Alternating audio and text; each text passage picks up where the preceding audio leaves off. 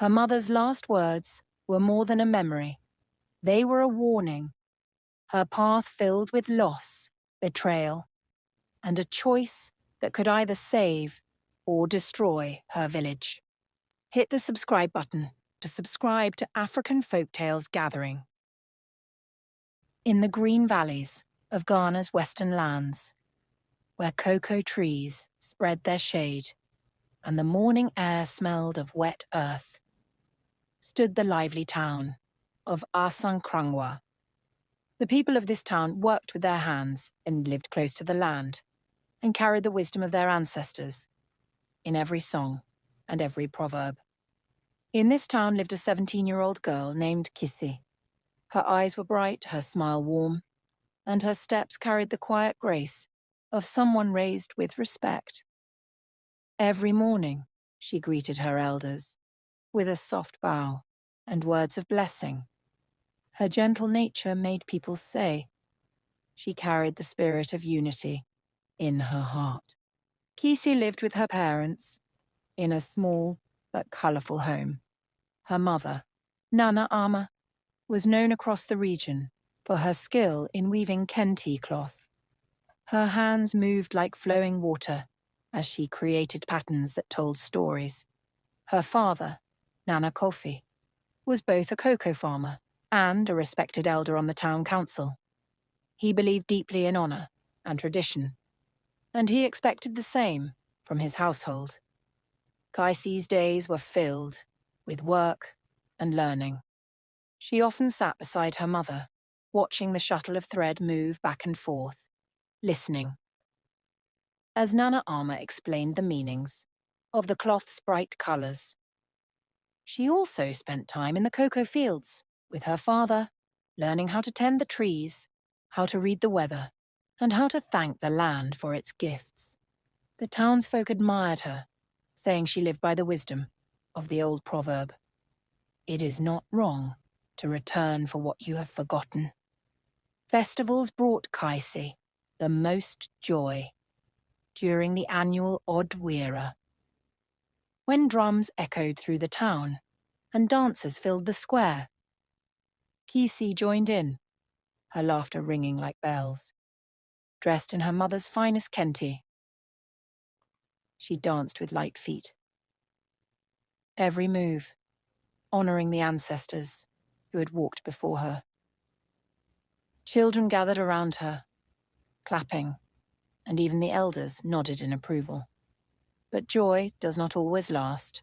One evening, as the harmattan winds whispered dust through the trees, Kissa's spirit grew heavy. Her once bright laughter faded, her steps slowed, and she no longer joined the family, more at meals of fufu and groundnut soup. Nana Ama, a mother who knew her daughter's heart, grew concerned. She led Kise to the town's herbalist, a woman skilled in both healing and guiding. After a quiet examination, the truth was spoken. Kise was pregnant. Barely 7 weeks had passed, yet the burden was already heavy, pressing against her young life. The words struck Nana Ama like a stone. Sure shock held her still, but worry for her daughter soon filled her chest. She begged Kise to reveal the father's name, but Kise lowered her eyes fixed on the clay floor, her lips sealed in silence. When the news reached her father, Nana Kofi, his pride turned into fire. To him, silence was defiance. He saw not a frightened child, but a daughter who had brought shame upon his name and clan. The council elders advised patience. His wife pleaded with him. Yet his anger was stronger than reason. Before the moon had crossed the night sky, Nana Kofi declared that Kise was no longer his daughter. With harsh words, he banished her from the home she had known all her life. Nana Ama, with tears streaming down her cheeks, pressed a small bundle into Kaisi's arms. A sack of clothes, a few coins, and a basket of ripe plantain. She held her daughter tightly, whispering blessings and prayers for safety. Kaisi wanted to cling to her mother, but the push of her father's voice sent her into the night. She walked away under the pale light of the moon, her heart breaking with every step. The dust rose under her bare feet, and the songs of crickets followed her into the unknown. For days, she wandered the dusty paths, guided only by hunger and fear. At last, she reached Tarkwa, a mining town alive with noise and strangers. The streets were crowded, with traders and workers, but to Kisei it felt cold and unwelcoming. With nowhere to sleep, she rested beside a wooden stool, using her sack as a pillow. When dawn came, the sack was gone, stolen in the night. She was left with nothing but the clothes on her back. Weak with hunger, she sat trembling until a market woman noticed her. This woman, who had known hardship herself, offered Kisi food and a place to rest. She gave her a straw mat, a corner of her small compound, and gentle words of encouragement. For months, this woman treated Kaisi as though she were her own daughter. She told her stories of great women who had stood strong in history, stories of queens who had defended their people. Slowly, Kaisi's spirit began to heal. It was in that small compound that Kaisi gave birth to a daughter. The baby's cries rose with the morning roosters, announcing her arrival to the world. Kisi named her Adwoa, holding her close with trembling arms. Kisi felt the spark of hope. As she looked into her child's eyes, she whispered a promise. No matter what I face, I will protect you. I will build a life for you. We will rise together. And so, in the midst of pain, a new journey began. Life in Tarkwa slowly gave Kaisi moments of rest. Madame Grace, the woman who had sheltered her, showed her how to grind corn, wrap it in leaves, and make soft bundles of food to sell. Day by day, Kisi learned how to survive with her hands, and the people in the busy market grew to know her face. They admired her strength, saying she carried herself like someone much older than her years. Little Adwoa, her baby, brought light to those around her. The child's giggles lifted hearts as she crawled under the stalls or clapped her hands at the sound of drums. Traders who had once passed by now stopped to smile at her. Some offered fruit, others bent low to pinch her cheeks. Wherever Adwoa went, she spread joy. Madame Grace, who sheltered them, spoke often of family. She told Kisi that life could bend like the branches of a forest, but never truly break if one had courage. Kisi listened, holding these words close. She dreamed of a better future, where her daughter would grow strong, safe, and loved. But not all smiles hide honesty. One quiet night, as the moon floated above the town and Adwoa slept in her arms, Kisi heard a voice outside the compound gate. It was Madame Grace, the same woman who had cared for her these many months. She spoke to a stranger in low tones, her words slipping through the still air. Kaisi's heart froze when she heard what was being planned. Madame Grace was arranging to sell little Adwoa to a wealthy trader for money. She claimed it would give the child a better life, far away from poverty. The world seemed to tilt around Kaisi. Her stomach clenched, her throat burned. Tears blurred her sight. This was the same Madame Grace who had fed her, given her a place to sleep, and spoken words of comfort. And yet, behind kindness, she had carried betrayal. Kisi sat in silence until the voices faded. Then, with trembling hands, she gathered Adwoa, wrapped her tightly, and stepped into the night. The earth was cool under her bare feet. The stars far above watched in silence, and each step felt heavy with fear. She did not look back. She walked for hours, her tears falling onto her child's soft cheeks. In her heart, a fire grew. She whispered as she carried Adwoa, "No one will take you from me. I will protect you. Even if the world turns against us, you are mine, and I will fight for you." At last, in a small village near Prestea, a man in a crisp suit noticed her, sitting weak under a tree. His voice was smooth, his manner gentle. He offered food, water, and a room in his compound. Cassie hesitated. Trust had already cut her once, but she looked at Adwoa's tired face and nodded. For a time, this man seemed kind. He brought her yams and fish. He gave her cloth to wrap her daughter. His gifts made her believe, just for a moment, that life might be changing. For 3 months, she stayed, trying to rebuild. Yet kindness once again sagged it and revealed a darker side. One evening, as the crickets sang and the night deepened, the man's voice hardened. He cornered Kisei, his eyes filled not with care, but with greed. He tried to claim what she did not give. Panic rose in her chest. She clutched Adwoa, ready to fight. At that very moment, a neighbor's knock broke the silence, calling the man away. Kisi did not wait for another chance. She ran. Through the dark she fled, her breath sharp, her legs weak. At last, her body could take no more. Near a small chapel, on the edge of the village, she collapsed. At dawn, the caretaker of the chapel found her.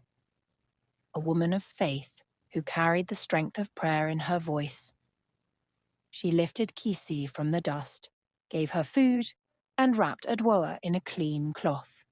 She spoke gently, telling Kaisi she was safe. For the first time in weeks, Kaisi slept without fear. The chapel became a new home. The women there welcomed her warmly, giving her simple tasks and teaching her skills to survive. They showed her how to prepare a refreshing hibiscus drink, red as rubies, that people loved to share at gatherings. Kise learned to mix it with ginger and pineapple, and soon, her sobolo was sought after on Sundays. She stood by the chapel gates after services, her smile returning, selling cups to children and elders alike. People praised her effort, and she felt her dignity return, piece by piece. Adwoa, now strong enough to walk, played happily under the great mango tree by the chapel. Her laughter filled the yard like a song of hope. The sight of her daughter running free made Kaisi's heart swell with new strength. With her earnings, Kaisi began to weave again. She chose patterns filled with meaning. One cloth carried the Sankofa bird, reminding her always to return to her roots and learn from her past. Her hands moved steadily on the loom, but her heart looked forward, to the future. The chapel became a steady rhythm in Kisi life. Morning bells, prayers rising in unison, children's laughter, all wove together into a fabric of peace. Kaisi, who had once lived in constant fear, now walked with her head held higher. Her sobolo drink was loved by many. On Sundays, long after the hymns ended, villagers crowded around her small stand, eager for a cool sip. Some called her the Sobolo woman. And for the first time in years, the title made her smile. It was not an insult, nor a burden. It was her pride. Young Adwoa also grew strong. The girl ran beneath the mango tree, her little feet chasing shadows, her hair tied neatly, with cloth Kisi had woven. At times, Kisi paused in her work and sang, just to watch her daughter. To see her alive, free, and joyful was a blessing that carried more worth than gold. Yet blessings often draw envy and temptation. One Sunday afternoon, as the market bustled with buyers from far and near, a wealthy woman stopped at Kisi's stand. Her dress shone with gold threads. Her arms glittered with heavy jewellery. She drank a cup of Sobolo slowly, her eyes studying Kise, as though she were a book to be read. "You are beautiful," the woman said finally, "and hard-working. Do you know what you could become with the right help?" Kaisi felt her chest tighten. She had heard such tones before. The woman leaned closer, her words smooth, naive, and like polished stone. She spoke of Accra, the capital, where opportunities overflowed. She told of rich men who would admire Kaisa, of a life where poverty would vanish, and Adwoa could attend fine schools. All she needed to do, the woman said, was step into that world. A world of wealth, of dresses and gold, of men who would take care of her. For a moment, Kisi's heart trembled.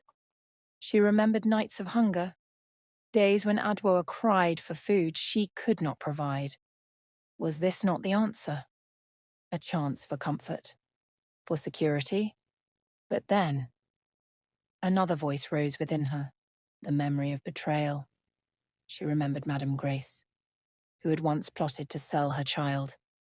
She remembered the man who had pretended kindness, only to seek her body. She remembered the taste of fear, the sting of broken trust. Kisi lifted her head, her voice steady. "I may be poor," she said softly, "but I will not sell my soul. My daughter will grow with dignity, not with shame." The wealthy woman frowned, tossing her unfinished cup to the ground. Without another word, she swept away, her gold bangles clinking angrily. Kisi stood tall, even as whispers spread among the market women. Some said she was foolish, rejecting such fortune. Others, however, nodded quietly, admiring her courage. That evening, as she washed her cups and stored her jars, Kisi whispered to Adwoa, "We may not have riches, my child, but we have peace, and peace is more valuable than all the gold in the world." The following weeks brought new strength. Kaisi wove more boldly, creating cloth with meaning. One design showed interlocking hands in a symbol of unity. Another carried lines that bent, but never broke, a reminder of resilience. Her cloths began to draw attention from traders. And little by little, she earned more coins. But life, like the river, never flows without stones. One evening, Adwoa fell ill. Her laughter vanished, replaced by coughing and weakness. Kisi held her close, her heart pounding with fear. Memories of loss pressed upon her chest. Tears refused to stop. She prayed through the night, her voice trembling with desperation. The chapel women gathered around her, bringing herbs and food. An old healer mixed leaves with ginger and honey, giving them to the child. "Patience," she said. "The body fights, but with love and care, it will rise again." For 3 days and nights, Kisi stayed by her daughter's side, fanning her, singing old lullabies, begging God for mercy. At last, Adwoa's fever broke. Her tiny voice whispered for water. Relief crashed over Kaise, like rain after drought. She wept openly, her tears falling on her child's small hands. "You will live, my daughter," she whispered.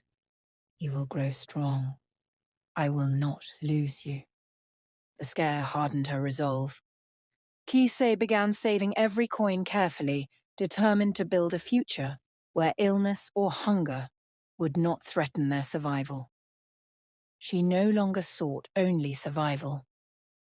She dreamed of stability, a small home where Adwa could grow without fear.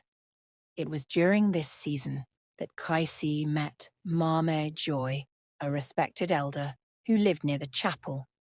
Mame Joy was known for her wisdom and kindness.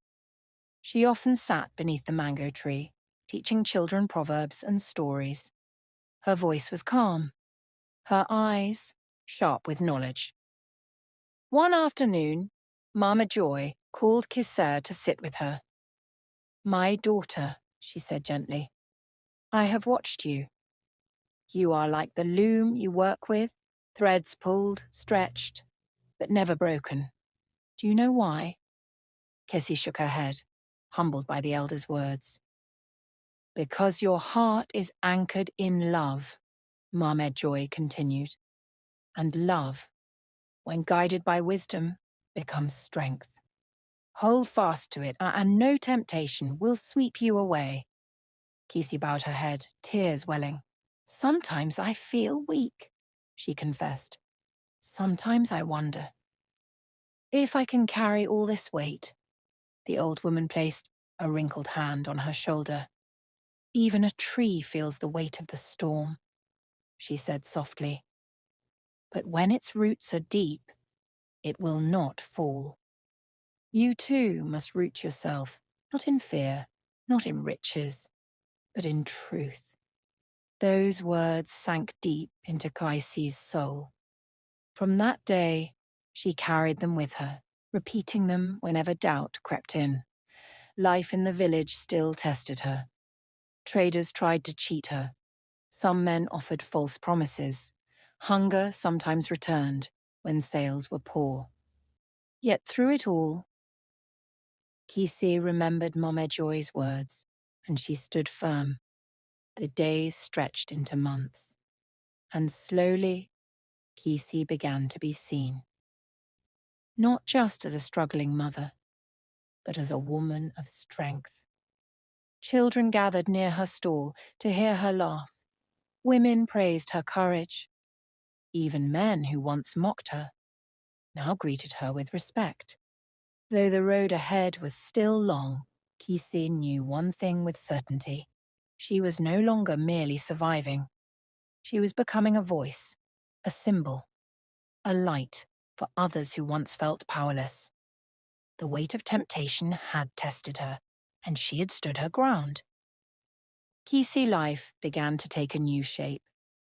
What started as a simple Sobolo stand now felt like a meeting point for the village.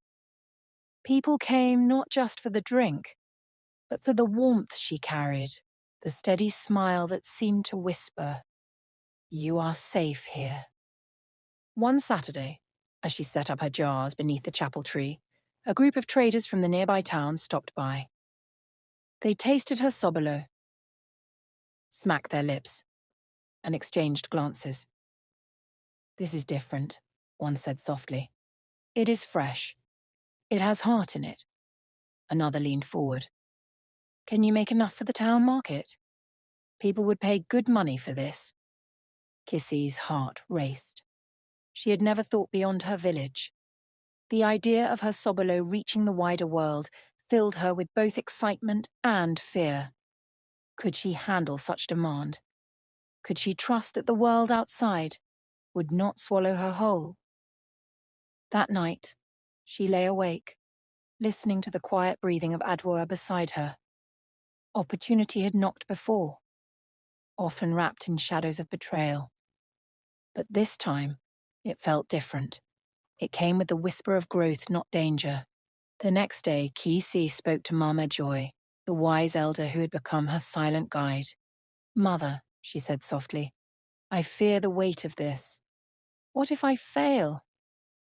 What if I step into the market and lose everything?" Mame Joy chuckled gently, her eyes bright beneath the wrinkles of age. "Failure she said. Do you think failure lives outside the village? Failure walks with us everywhere, but so does courage. And courage is not the absence of fear.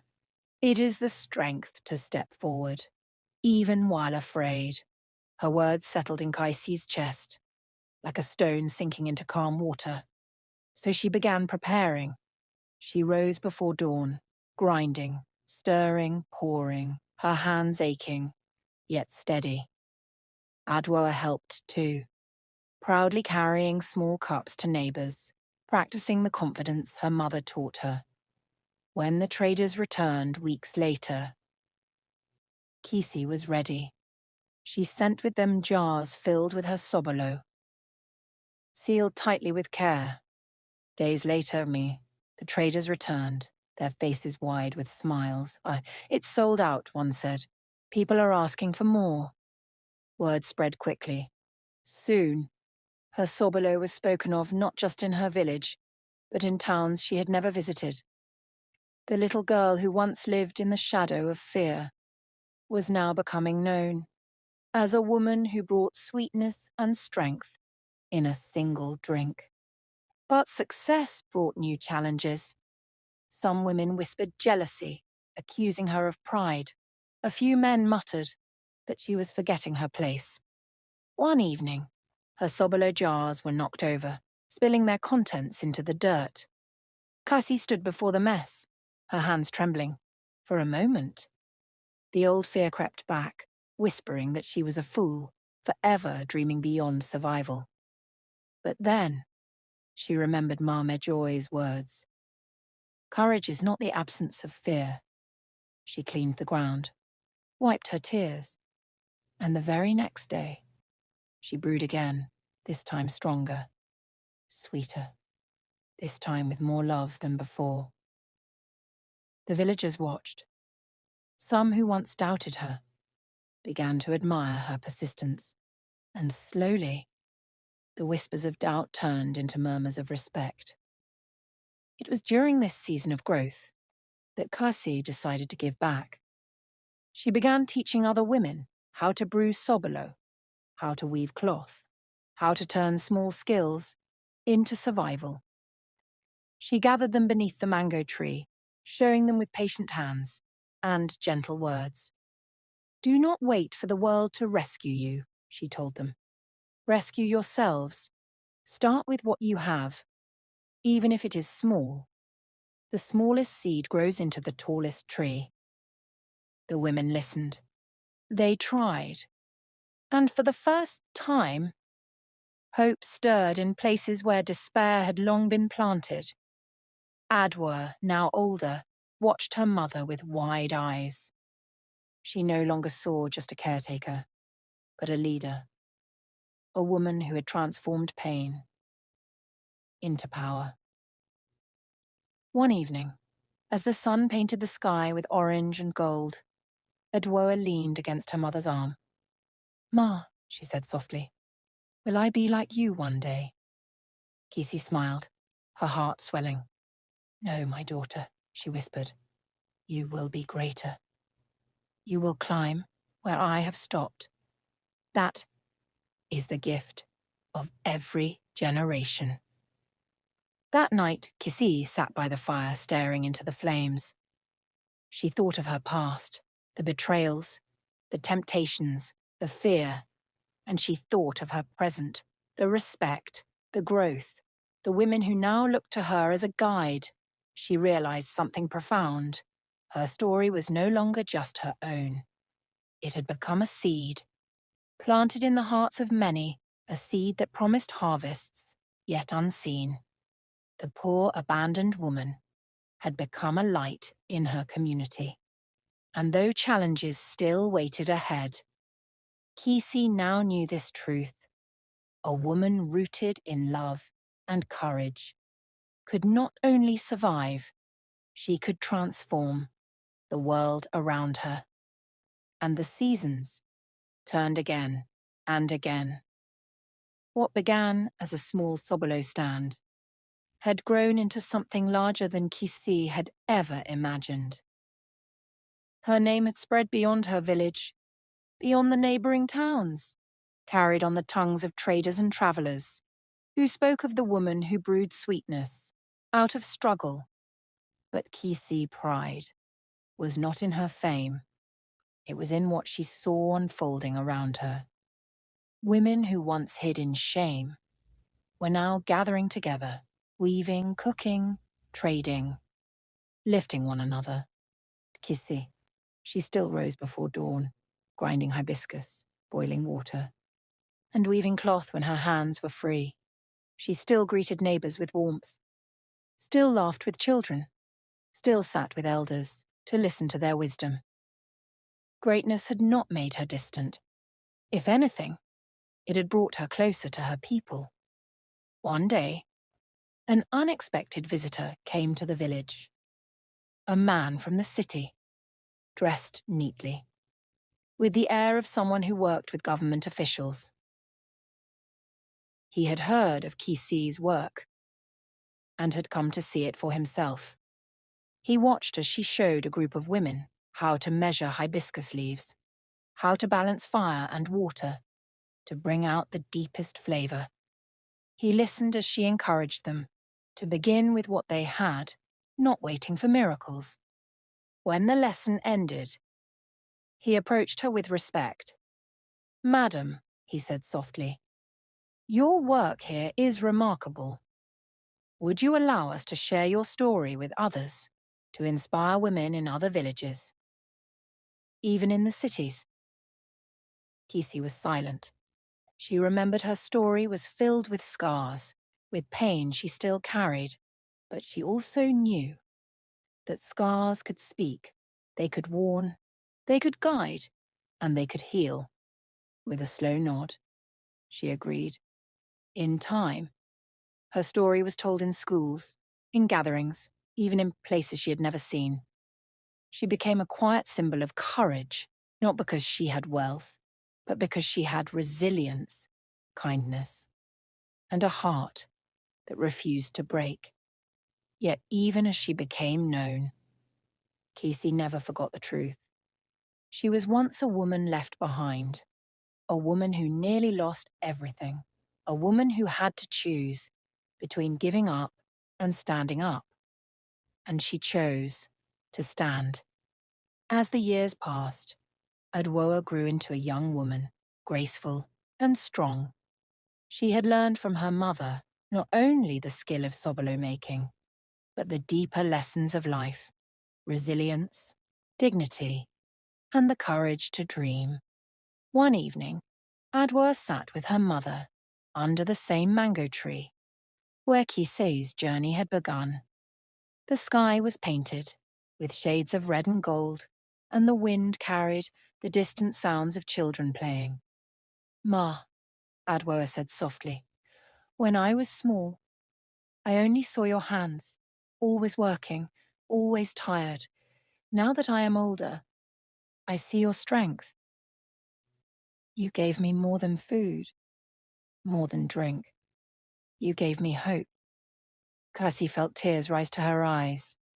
She took her daughter's hand and whispered, "And you, my child, gave me reason.